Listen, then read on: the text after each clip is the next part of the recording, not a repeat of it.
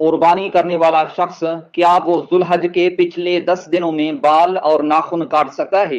بہت سے لوگ اس مسئلے میں غلطی کرتے ہیں۔ آج ہم بات کریں گے کہ قربانی کے دنوں میں بال اور ناخن کاٹنے کا کیا حکم ہے۔ نبی کریم صلی اللہ علیہ وسلم نے فرمایا، جب تم ذوالحجہ کا چاند دیکھو اور تمہارا ارادہ قربانی کرنے کا ہو تو اپنے بال اور ناخن نہ کاٹو۔ یہ حکم صرف اس شخص کے لیے ہے جو خود قربانی کر رہا ہے۔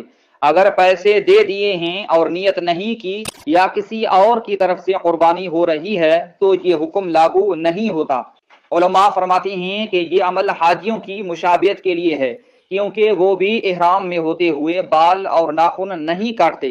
بہت سے لوگ لا علمی میں ذوالحج کے شروع ہوتے ہی بال یا ناخن کاٹ لیتے ہیں، پھر قربانی بھی کرتے ہیں۔ یہ غلطی ہے، اس سے اجتناب کریں۔ تو یاد رکھیں، اگر آپ قربانی کا ارادہ رکھتے ہیں تو ذوالحج کا چاند نظر آنے کے بعد قربانی ہونے تک نہ بال کاٹیں نہ ناخن۔ یہ سنت ہے، اس کا خیال رکھیں۔ اللہ تعالی ہمیں سنتوں پر عمل کی توفیق عطا فرمائے۔